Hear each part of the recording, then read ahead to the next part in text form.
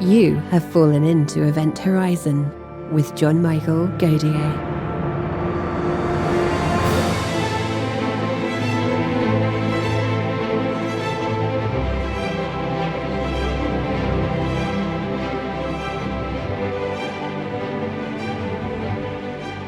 In today's episode, John is joined by Stuart Taylor, Kristen Fahy, and Dr. Jonathan H. Jiang. Dr. Stuart Taylor is a SETI Institute affiliate whose research focuses on exoplanet parameter distributions and their implications for planet formulation and evolution. Kristen Fahy is a member of the Tropospheric Composition Group in the Earth Science section at NASA's JPL. Kristen received her bachelor's degree in physics from Rutgers University. She then received her MEd and followed that by teaching physics and interning in the summers at JPL working with exoplanet spectroscopy data. Dr. Jonathan H. Jiang is a principal scientist and the group supervisor of the Aerosols and Clouds group at NASA's JPL. Dr. Jiang received his PhD in atmospheric physics from York University. His research primarily focuses on climate modeling, analysis and evaluation, as well as astronomy and astrophysics, specifically studies on exoplanet and space sciences. He was the lead author on the paper, A Beacon in the Galaxy, Updated Arecibo Message for Potential FAST and SETI Projects. Thank you to BetterHelp for sponsoring this video. One of the most important things about making Event Horizon is the feedback from all of you that tell us that not only do you learn new amazing things about our universe, but that you are able to relax. And yes, even fall asleep to the show, only to come back and listen to episodes multiple times. We all struggle with finding things in life that keep us from feeling anxious, stressed, overwhelmed, and depressed. That's why we're happy to recommend BetterHelp. BetterHelp assesses your needs and matches you with a licensed professional therapist. You fill out a questionnaire and can then start communicating with a professional within 48 hours. BetterHelp isn't a crisis line, nor is it self-help. It is professional therapy done securely online. The broad range of expertise in BetterHelp's 20,000-plus therapist network is available to clients worldwide. You can log into your account anytime and send a message to your therapist. You can schedule secure video and phone sessions, plus you have an unlimited amount of messages you can send, all completely confidential. And of course, you can request a new therapist at any time for no additional charges. BetterHelp wants you to start living a happier life today. Visit betterhelp.com/Event Horizon. That's BetterHelp, and join over 1 million people taking charge of their mental health with the help of an experienced professional. And there's even a special offer for Event Horizon listeners. Get 10% off your first month at betterhelp.com/Event Horizon. Thank you. Today I'm joined by Stuart Taylor, Kristen Fahy, and Dr. Jonathan Jiang. Welcome to the program, everyone. Okay, thank you. Thank you. Now, the idea of messaging extraterrestrial civilizations, should they be out there, is a somewhat of a contentious issue because some people like Stephen Hawking have said that we should be quiet and we shouldn't mention them. We should sort of just passively watch if we were to discover an alien civilization or try to blind message one that may be out there. Now, the other point of view on this was the old Arecibo message. You know, back in the 1970s, I think it was 1974, we broadcasted a signal just once for 3 minutes out towards, I think, M13 star cluster to eventually, with the speed of light, eventually get to someone that may be there. Now, you guys have rethought this, and there were problems with the original message. As I recall, Frank Drake had some of his colleagues try to decipher it, and no one did. No one could figure out what the message meant. So an easier method is needed. Now, could you outline the new message you guys have come up with? All right. So the first question you asked, whether or not we are should send these messages, but actually we don't know whether or not the alien exists. Okay. And based on our current understanding of the physics, of the chemistry, of the biology, if this is universal throughout the galaxies, and if any planet in the habitable zone, there's a chance and for life to to develop. And also there's a chance, if life developed, for life to have a chance to evolve into the intelligence. But actually, whether or not there's aliens, we don't know yet. So we developed this message, the same as Carl Sagan said, and because we have a positive passion to the future, we want to find out whether or not we are alone in the universe. And so that's a very big questions. Okay. Now, the original Arecibo message, they aimed at the globular cluster M13, which is just a bet, because there's millions of stars in that globular cluster. They bet one of the stars may have a life, because it's hard to find out, okay, where to aim to send this message. Now, since then, that was 1974. At that time, although we have the modern physics, modern technology, but we don't have the internet yet. We don't have digital technology as we have today. So for a long time, the scientific community think that we need to update that message. So there's an effort in 1999 and 2003. But now the idea is this: if we develop, and the message is not representing any institute or any countries, and it's representing the humanity, citizens of the earth. So we want to publish whatever we develop in the open literature. So that encourage an open discussion. So that we thought, by developing these new messages, we have a few updates. The first update is where to send. Now, in our previous study we published last year, is we identified in the ring structure about 13,000 light years away from the center of the galaxy, that ring structure, and probably is the most likely place to have an intelligent life if there's a life developed. Our solar system is twice of that distance. We sort of at that donut-shaped edge. So we aim the telescope in that location. Okay, the second more, we want to find out what is the time, what is the date to send that message, because the Earth is rotating and also orbiting around the sun. So the sky is changing. The telescope, like Arecibo telescope, not the fast telescope, and the radio telescope, you cannot turn it around too much. You cannot tilt it a little bit. So it has to observe the zenith. And so we pick the time and date when the Milky Way galaxy is overhead. Okay, then we send out this message. So that's why it's redesigned. And also in the previous Arecibo message, also later on, we have a few updates. For example, at that time, not only the Arecibo, okay, the disk carried by Pioneer spacecraft, there's a man and a woman, okay? It's like man raising hand, a woman is kind of obey. But in terms of equity considered, we redesigned that image to have both man and woman raise their hand. So that means man and woman are equal in a sense. And we also have a timestamp to say, that, hey, when we designed and send this message relative to the time scale of Big Bang. And so of course, the Earth's time is based on the rotation of the Earth, orbiting of the sun, and aliens may not. So we use the hydrogen atoms flux and frequency to design the times. And of course, there's many updates. And the modern code is designed carefully for aliens to easy to decode. We are think very hard along the line, say, if we receive any message, how to decode it. Okay, so there's many technical details. I don't know how much you want to get into deep. So the new message is more modern version of the old message, I should say. And maybe Stuart, you can add something here about your thought about this new message. Coming from exoplanet astronomy, it's a much better time in terms of knowing where life might be in the universe and that there are planets. That in 1974, we didn't know of any planets outside our solar system. Now we know of 5,000 and probably get 10,000. We know, for example, that globular clusters, though, hardly contain any planets. So that's not a good target for finding life.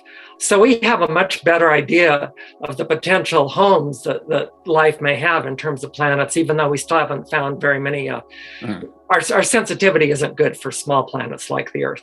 Now, Stuart, I want to ask you this regarding exoplanets. So we're looking at and beaming this to an area of the galaxy that's denser, higher density of stars, nearer to the center. How does that work as far as exoplanets go? Do we see just as many exoplanets in that area that we see out here in a sun-like area of the galaxy? Or does the same rule apply? The denser the stars are packed, the less exoplanets you see? I think that's probably an open question. Maybe John could say more. We really haven't found very many planets that far away in that direction. The most exoplanet discovered by Kepler telescope and telescope recently is certainly within 1,000 light years away. Okay, so the reason we pick that location, 4 kpc, 13,000 light years from the center, is based on the previous study. If it's too close to the core center of the galaxy, the density is too high. And so frequently there's a supernova explosion where wipe out any life existent. If it's too far away from the center, like in the edge, the density of a star is too low, and so it's less chance to find habitable planets. So the best location we pick is about 4 kpc. So we aimed in the region 2 kpc to 6 kpc, that donut-shaped structure and of the Milky Way galaxy. The density about sun-like stars is about right. So it's not too high, it's not too low. It's a number of habitable planets based on our model studies. And so we think this is the best region we aim at. Now, the question is time duration. So if you're going to send this message out, you need to do it more than once and for longer than 3 minutes. So is there a way or a plan that you guys have for periodically sending this message or repeating it? Okay, so far we don't have the plan yet. We don't even know when we are going to send this message. Either the FAST Institute or SETI Institute have the budget to do that. We don't know yet. So my personal view is, if you want to send this message, it's not going to take three minutes. Probably takes much longer than that. And I think you have a good idea to repeat that message. So it's like a time capsule. Okay, we send this message now, 10 years later, we send it again. So so we keep updating the message. However, we don't expect to get response right away. Maybe thousands of years down the road. It's like through a bottle in an ocean, in a cosmic ocean. And whoever will pick that, we actually don't know yet. We sort of designed this message for our children's children's children. It's kind of inspirational. Maybe, Kristen, you can have some ideas to answer this question. Yeah, I certainly think that you mentioned the fear of, Stephen Hawking's warning that maybe we shouldn't be reaching out to extraterrestrial intelligence for fear that they would do an invasion or some sort of negative impact on Earth. But even just sending it out and for a civilization to reach it, not to mention if they weren't capable of intergalactic space travel, timing-wise, that's not really feasible because we are looking on the order of hundreds or thousands of years. So another point that we want to stress as well in making this message is it is an open discussion for humanity to also think about how we will survive that far into the future. So by sending something out, it gets us to hopefully think more inwards on what we're doing to our planet to be able to survive as a species. Yeah, I just want to quickly follow up that. Now, based on our current understanding of physics and our current technology, humans are not able to travel to the stars, never mention invade any other stars, because the speed of light is the limit. Even the closest star, 4.3 light years away, Proxima Centauri, it will take our spaceship more than 10,000 years to travel to there. So in a sense, our science tells us we are trapped on a tiny rock with limited resources. Maybe 200 years later, a few hundred years later, there's somebody smarter than Einstein to develop, new theory of physics so we can travel faster, maybe through wormholes, but so far we don't. So that raises the question whether or not we can survive that long. You see, we have a danger of nuclear wars, climate change, pandemic, maybe asteroid hitting the Earth. Humans right now is not smart enough to survive that long. Okay, so that is the question. Aliens may face the same question. Maybe there's another aliens like humans on another corners of galaxy. They may like to be trapped. If our current understanding of physics is correct, they are not going to reach us. As far as we know, the speed limit is the speed limit. And that's right, yes. I mean, there are a few things that have been advanced that maybe we could get past it, Alcubierre warp drives and all that, but that really is just playing with general relativity and not really looking at the the reality of it, which we don't really even know. Now, that's right. Assuming that we're stuck there, so the message will take thousands of years, as you say, to get to the destination, and then the aliens would have to come up with a response and send it back, and then it's more thousands of years. But we have to start thinking long-term as a species now that we're spacefaring, because everything is going to take multi-generations, and that's just the reality of it. So to eventually colonize bodies in the solar system, and in your paper of the Great Filter, a projected time frame for human expansion off the world. In that paper, you lay out, well, we can sort of predict, in a way, the future and where we will be based on how computation has developed and how space exploration has developed as well since the end of World War II. So what are some time frames here? When do you think we will get to making humanity a multi-planet species and avoiding the Great Filter? Okay.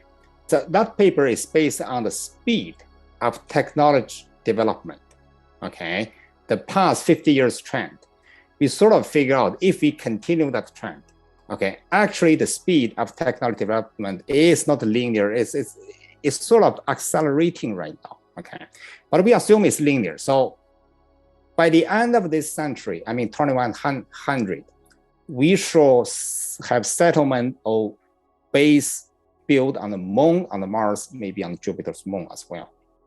If we keep that species, okay, keep that speed, by about 2250, we should land it on Proxima b. But this is our current estimate based on how fast the technology is developing. Actually, Kristen and I probably soon have another paper, and we try to submit maybe before the end of this year, is consider other factors like economic factors, economic impact to our calculations. So that may vary, okay? So that said, I think we need another 50 to 100 years, okay? And to talk about settlement on the Mars. We need another 200 to 300 years, maybe 300 years to talk about landing on Proxima b. So that is the speed, assuming we don't destroy ourselves. So that's the best bet. I mentioned the great filters. We actually don't know what is great filters. Great filter, I personally believe is ourselves. Okay, people used to think, great filter maybe asteroid impact the Earth, but the technology to divert any asteroid fly closer to the Earth exists today, but we don't have the budget to validate, to test it, to fully develop, because think about the government. And the government spent, Biden's budget, okay, was released last month. It was $770 billion used for develop weapons for the military to kill ourselves, maybe to, but NASA budget is about $25 billion. Actually, for the asteroid protection, I would say only much less than $1 billion. So, and also think about the pandemic is still going on. Fortunately, and the death rate is about 3%, maybe lower than 3% in average. But in the history, there are other pandemics, death rate is much higher, fortunately, and that time we don't have air travel. Now we have air travel. The pandemic, the virus happens every 100 years. If the next pandemic, the death rate, let's say 30%, we have air travel, that may have a huge impact to the human species. And also climate change. Last year, James Hansen of GIST Institute published a paper saying global warming is accelerating.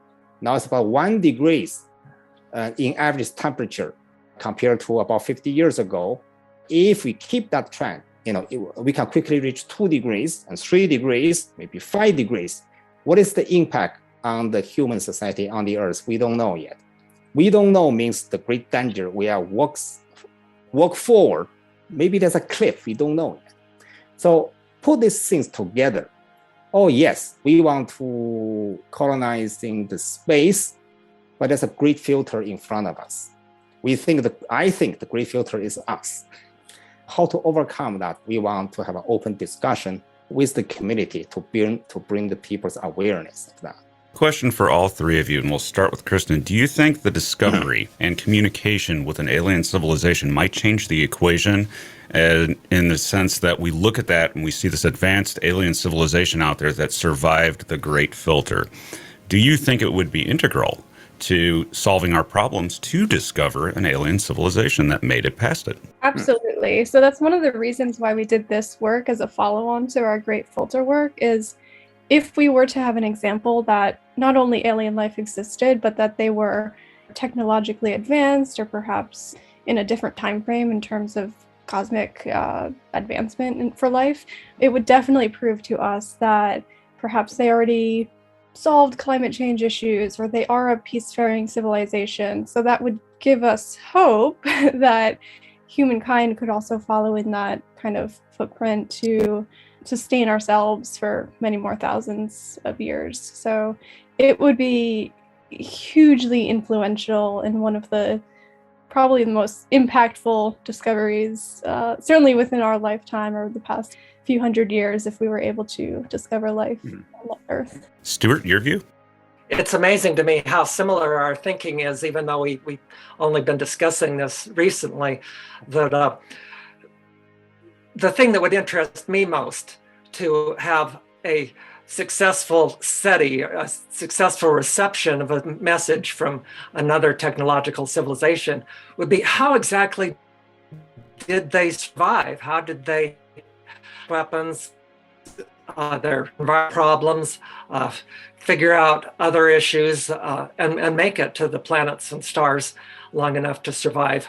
I'm afraid that only the bonobo civilizations of the galaxy, the creatures, the intelligence, the personalities more like the peace-loving bonobos that don't like to fight. We're too much like chimpanzees, or certainly the Klingon Empire of Star Trek is totally unrealistic to survive. They would destroy themselves long beforehand.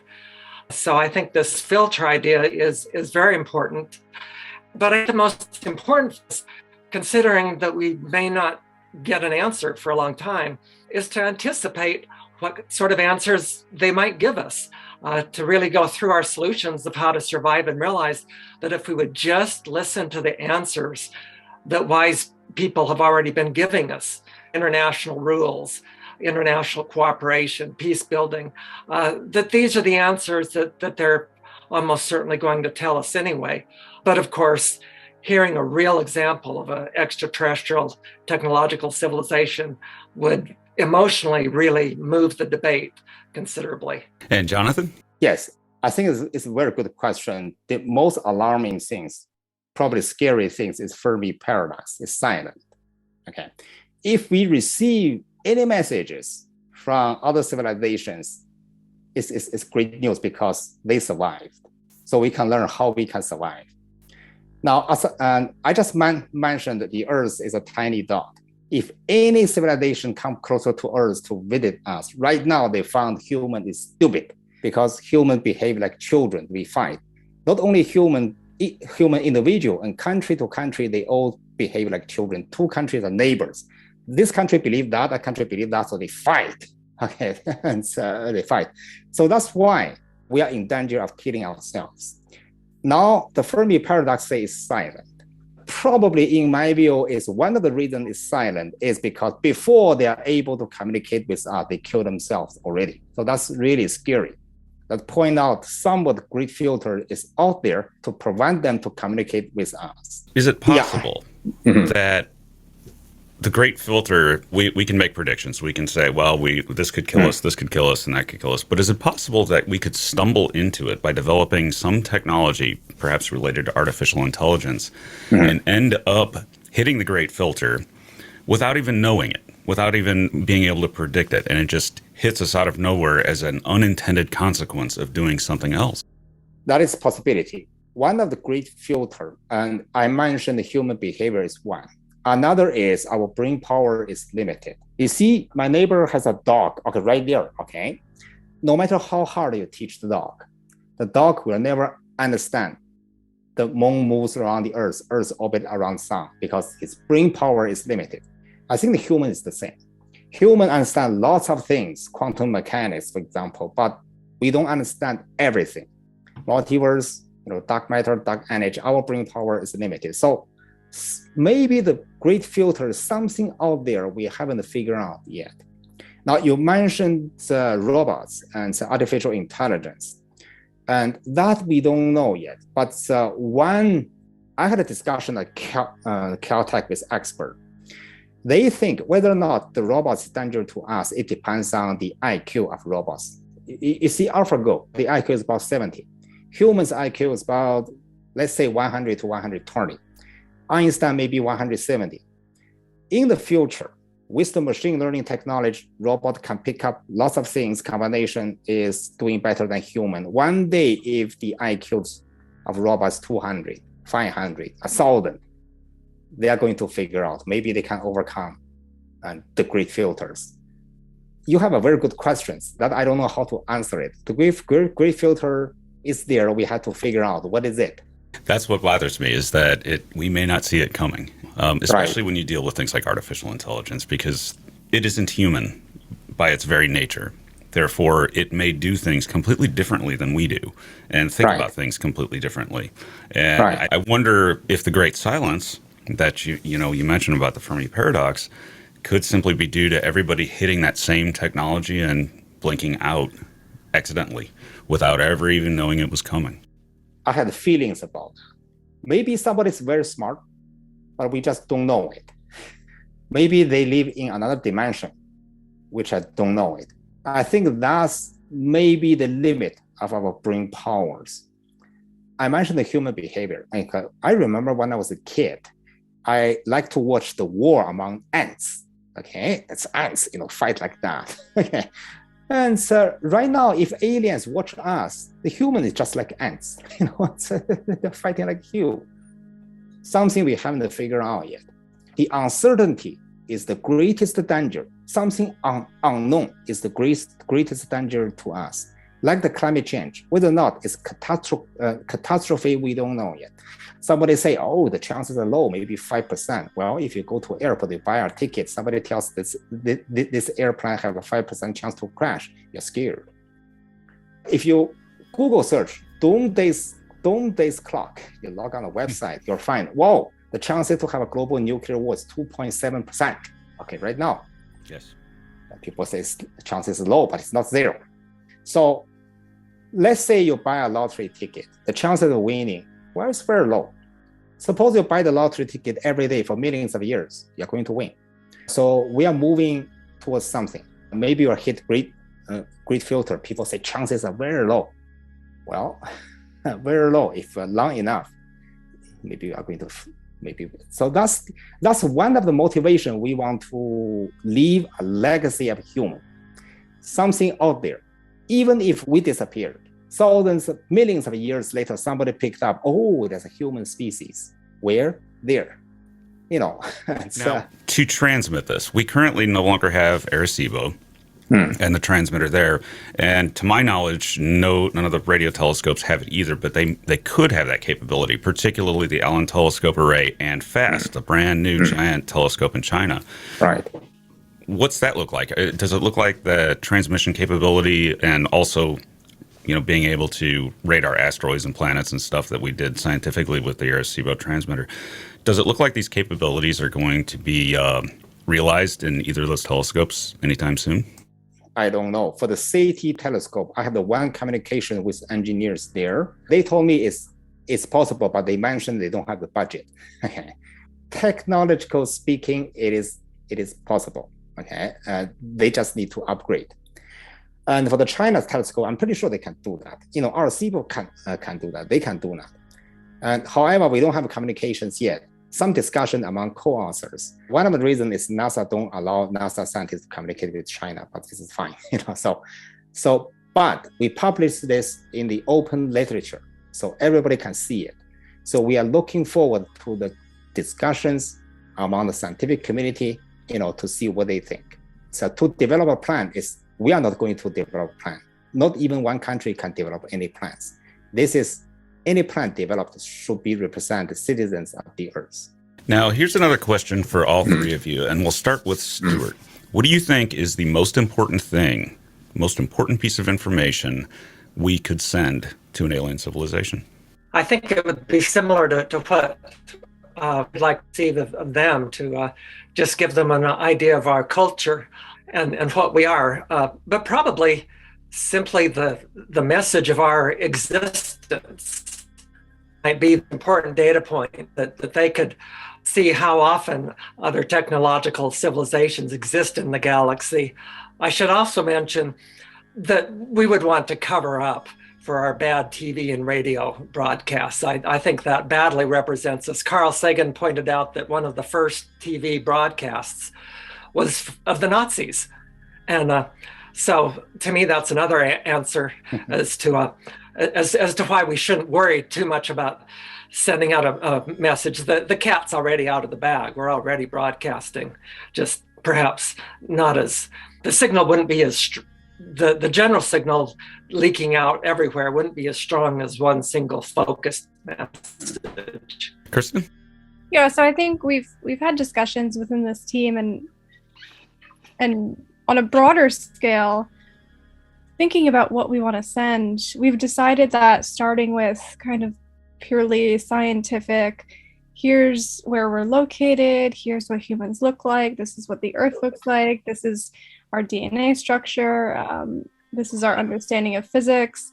That will be the starting point, but certainly the way that we've coded the message is that if we wanted to add in additional information or send messages that include other information, that can be done as well. So I think that would be the exciting part. I know Carl Sagan worked on his golden disc, including, different sounds and languages and music. So I think the idea of including humanity's culture and how to sum that up in messages would be really fascinating. And I think that aspect is very human, right? So that's part of what makes our species important on Earth and different from that of other animals, plants, birds, etc. It's our culture. And Jonathan? Okay, two things in my mind. I fully agree with Stuart and Kristen said. One thing is at the beginning design stage, the guiding line is we want to leave a legacy for the humans, okay, because the message is going to travel millions of years into the future. So we want to develop the minimum lines of code, but deliver maximum information to tell us about humans, okay. The second thing is also one into the design is, the secret of the universe is hiding in the mathematics. We understand the universe, many things is because we know the mathematics. However, humans' mathematics is time-based. We have 10 fingers. Aliens may be 6 fingers. So we want to describe that. The reason we understand secret of universe is through our math. Because of math, we developed physics, okay, and so on. So the message starts to describe the numbers, our operators, our mathematics, time-based. So this sort of to ask a question, why? Why the universe can be understood by mathematics? We understand physics, understand universe because we know this, we developed this mathematics. So those are the important human legacies we try to communicate and so with the aliens. Maybe aliens say, oh, no, your mathematics is wrong, okay? They also maybe our limitations. Yeah. It'd be interesting to see, it would be interesting to see that if they would be able to work out base 10 and sort of think to themselves, well, why do they choose that? And right. Yes. maybe they have something similar to fingers and they're like, well, we did the same thing. We're on a different base. We have more, but we understand what they were. Or could they look at the picture, the diagram of the two humans and see that we have to have 10 fingers? That's right. Yeah, that's right. Yes. That's one of the challenges in pretty much all the work that we do is we're making this very strong assumption that they might think the same way that we do because we only have one example of intelligent life. So we do have to make really big assumptions on what their understanding might be. yeah, if they can even like see or hear, or if they're intelligent enough to have the technology to receive the message. So I think that's definitely been a challenge in all of this work. Now, I often wonder if they might choose to do something like, instead of sending out scientific data that would be common to all civilizations, which makes perfect sense. We all probably know what hydrogen is if you can build a radio telescope. But the other idea is that if maybe they think sufficiently differently to send out some common invention, a diagram of a common invention, like the Arecibo message did by sending out a picture of the radio telescope, digitized picture, so we could get a response, and it could be something ridiculous like a water pot. That a means of carrying water would be common to any species that's based on the solvent of water. So would that be could we expect something weird like that to come back in thousands of years? Yeah, I think that's an interesting thought. Although we didn't include that in our message, I think that's good. I want to get a sense from each of you on likelihoods. Now, just general SETI, where we're listening for radio signals, do you think within the next 50 years we have a good chance of detecting something? And we'll start with you, Jonathan. Okay, so this is the big unknowns. The major milestone NASA had is 1969 when humans set foot on the moon. Okay, I remember listening to a NASA administrator's speech. He said, the next major milestone for NASA is to find the signatures of life outside the Earth. Okay, and so NASA want to do that, to find life out there. Whether or not in 50 years we can, and I'm very positive on one thing, because as Stuart mentioned, we have 10,000 exoplanets, and 200 of them, between 200 to 300 of them is in the habitable zone. Okay, now the JWST is in the orbit. After JWST, NASA is proposing to have a 6-meter telescope launched by 2040. One of the science goals is to direct image of that exoplanet and to take spectrums.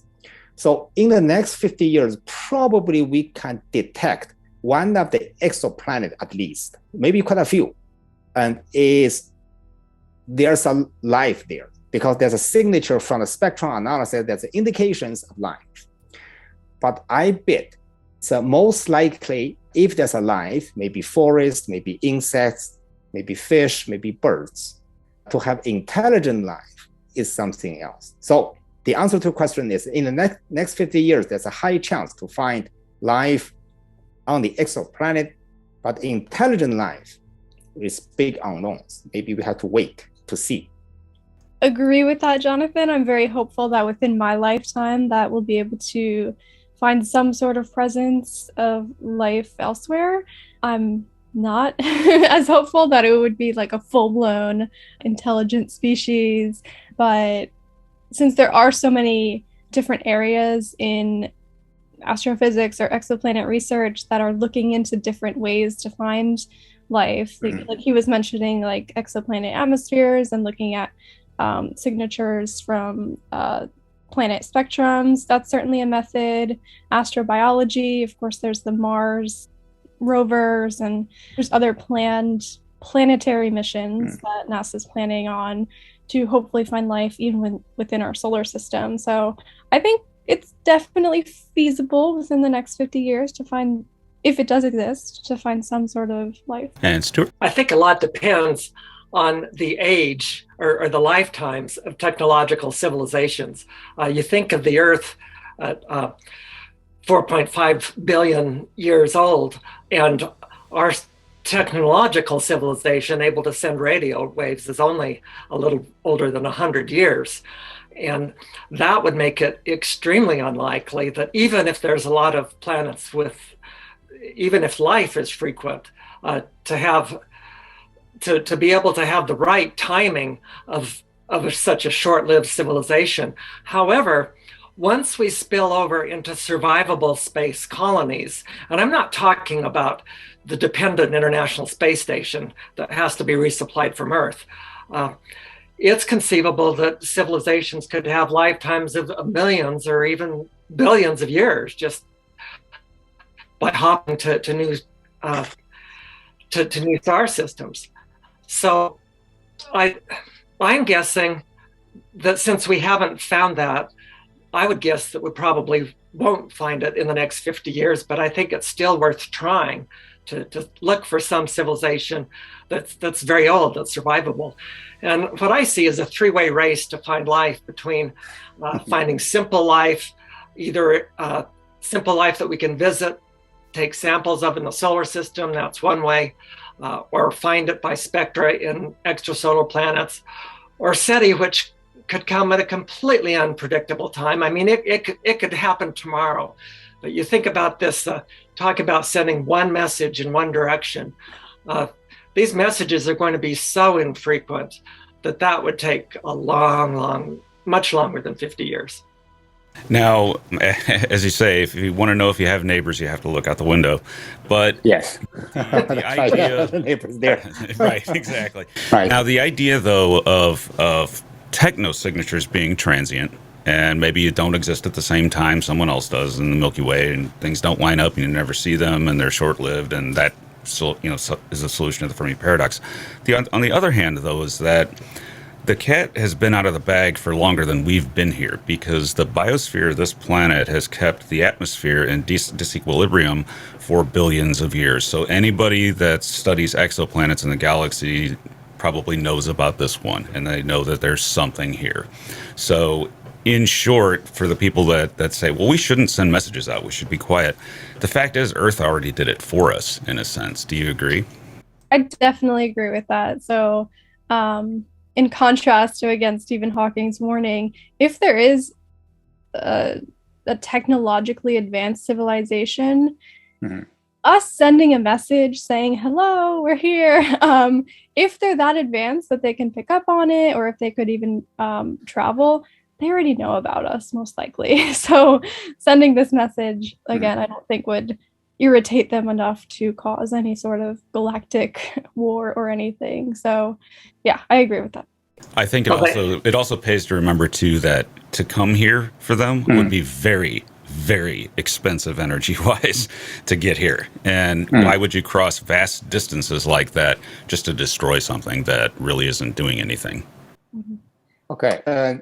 Your assumption for destroy something is reflect human behaviors, because human would like to destroy others, and because we like wars, things like that, but may not be the other species. I fully agree with what Kristen said. It is kind of fascinating if we find somebody is out there, okay? It's equally fascinating to find out that we are alone. And so it's kind of both inspiring. It's like when you play a card, you don't know what other cards have. You just play one first, then to see, and maybe we'll hit something. And, life become interesting if we do something. If we just sit there in a box, life become boring. Yeah, yes, I fully agree with what Kristen said. Actually, it's what I want to say. Yeah. Do you think that, now people are going to say this in the comments, I'm sure, the ant scenario, why would a highly advanced alien civilization even care about us? And if they did get the signal, why would they return it? We'd be nothing to them. People will make that argument. What is each of your views on the chances aliens would care enough to send a message back? And we'll start with Jonathan. Okay, so I remember I watched Carl Sagan's Cosmos when I was a teenager, and he went through the Drake equation. He said the number of civilizations in our galaxies, 1. It could be 1. Okay.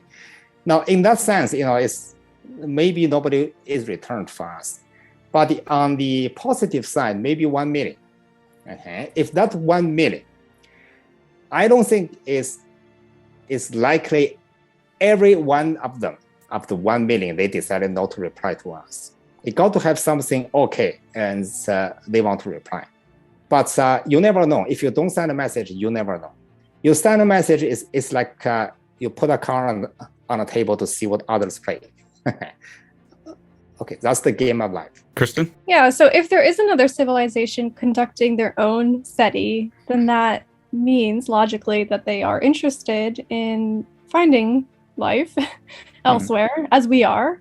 So if they're already doing that and they receive a signal, then wouldn't they be curious about learning more? And then going to the aspect of if they can travel on an interstellar level, I would assume that they would just want to find out more about these strange little creatures on this strange planet that we call Earth.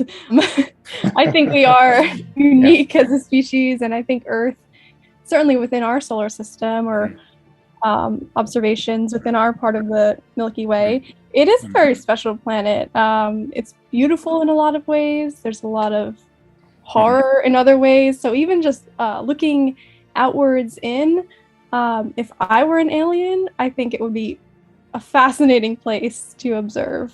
And Stuart. I saw a very interesting quote from Douglas Fahy, who's involved in this message to extraterrestrial intelligence.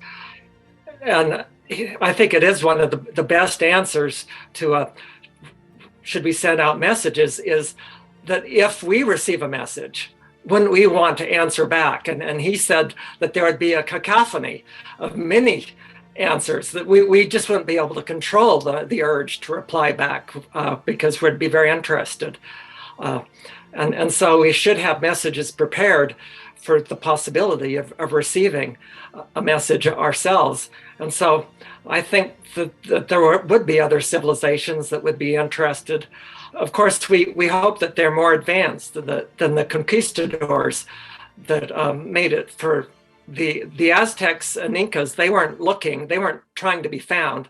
It shows that it was inevitable that they were going to be found, but they were unlucky to be found by conquistadors. That there were no archaeologists or anthropologists among the conquistadors. They didn't care about that sort of thing back then. But we think the cosmic filter, that most of the governments in the world today are more advanced, care more about science, care more about human rights. And obviously we need to work on the exceptions. But I think that just thinking about a message would have a profound positive influence on humanity. Well, it certainly does, because you start to think, what would we want them to know? What would we want to represent? Do we really want to send pictures of our wars, or something like that? Now, that brings up the television and radio and everything else that we've been broadcasting. Do you think there's much of a chance that they could actually pick that up at any distance, or do you think it's just simply too weak, and maybe they would see the Arecibo message, maybe they would see some of our radar, but fundamentally, all of the bad stuff generally stays local? Do you think that's... I believe so, because inverse square laws, the density of that broadcast is quickly diminished by R squares. Now, if you back of envelope calculation, based on the most powerful telescope we have, the same TV signals is from Proxima B, and we won't be able to detect that because it's too weak and it's within the noise. The signal to noise ratio is just like low. We need a telescope as big, maybe 20 kilometers in radius. And I need to check my calculations in order to have the signal to noise ratio to detect that TV signals. Yes, so it's localized. Yeah, in other words, unless they have a radio telescope the size of the greater Chicago area. Oh, yes, that's right. Yes. But that's right, it will see a targeted directional radio signal at very high energy.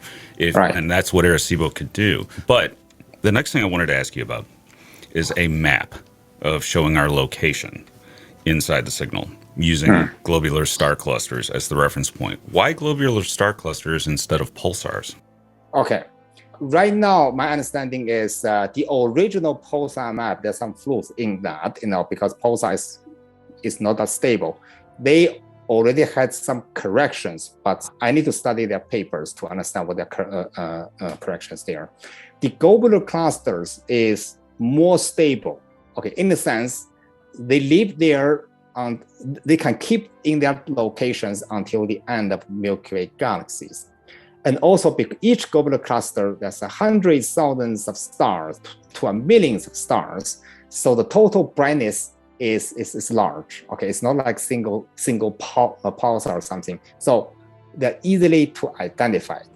Assuming alien also knows astronomy, astrophysics, and if they know there's a Milky Way galaxy, those globular clusters are easily to identify. So we determined to use the globular cluster as a landmark, as coordinates that will be more precisely locate the solar systems than the pulsars, and as originally designed. Now, a depiction of the surface of the Earth. Now, what resolution is that? I mean, what could they tell about the planet from that imagery?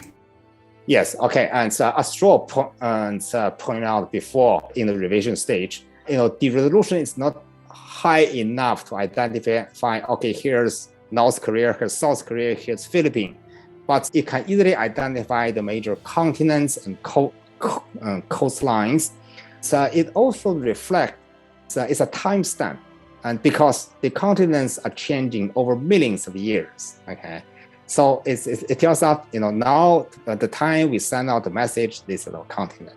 Now, what does it give? What information does it give about distance from them, where the signal originated, and how long ago? Okay, this is a timestamp. Okay, timestamp is we got to use different clock. The Earth's clock, it depends on the rotation of the Earth, which is 24 hours, and orbit of around the Sun, 4 seasons, 365 days. Aliens, their planet may not have the same clock, but we assuming the alien understand nuclear physics. Okay, and nuclear physics is universal, so the hydrogen atoms flip sequence is fixed. Okay, so we use that hydrogen atoms flip as one unit, okay, and to build up an atomic clock. And we also assume, and they also observe the microwave background radiations about origin of the universe. So they developed the theory of, and similar to the Big Bang or something. So that clock ticks at the beginning of the Big Bang until now. So roughly to give out the time of our design this message, we send this message. Of course, it's 10 to the power 26 of nanoseconds. Okay, people talk about uncertainties. Uncertainty may be 10 to the power 10. Okay, but this is roughly, and to help alien understand the time we send this message. Yeah. Now, Stuart, as somebody that studies exoplanets, if you were handed this message and it was decoded as we understood it, what could you glean about Earth as an exoplanet from the information in the message as a whole? Well, you could understand that the Earth is what we consider to be a habitable exoplanet, that it's not too close, not too far from the star. It's not too big, it's not too small. We've got a diagram showing people living on the land, where that there's also water. And so we'll see that in looking for life in the universe like our own, we often say we're looking for a beach. We want to find some beachfront property because that's where we get air, land, and water too. And no place else in our solar system do we have that, except for Titan has lakes, but that's not water lakes. So we'd be able to get an idea of that we're in a livable place, and we're trying to convey some ideas that well, for example, that we enjoy science, that we've learned a lot about science and math, and that we want to share, and that we're inviting them. We're friendly. We want to invite them to reply back. All right. My last question for you guys is, do you think that this can be realized? Do you think that we can actually send this message in a reasonable amount of time and actually do it, as opposed to just keeping it as a thought experiment? Yeah, I think that's certainly the intention here. Is the first step, we want to open dialogue and have these discussions and gain further ideas from the public in general. Because again, this is coming from not just one country, but we're representing all of Earth. And then after that, as we've talked about before, it depends on budget and kind of the technology of the telescopes. But we certainly think that it's feasible and definitely able to happen. Otherwise, we wouldn't even plan for it. So, yes. Yeah, fully agree. I'm just over 50 years old. So I truly hope I see this happen within my lifetimes. Okay. If any institute would like to do that, and I'm all go for that. But I agree with Kristen, and first of all, any one country should not just send it, as a message to them, we must send this message as citizens of the Earth. It's international discussions. We all agree and in a democratic way, then we can do that. All right. Thanks, everybody, for being here. It was a great discussion, and I hope we can do it again sometime. Thank you. Okay, thank you very much. Okay, feel free to drop us emails if you have further questions. Okay, bye-bye now. Okay, thank you. Event Horizon and my channel are now available as a podcast on Apple Podcasts, Spotify, and YouTube memberships. Early ad-free episodes, bonus episodes, and sleep-focused content. Sign up now by clicking the links below to your platform of choice.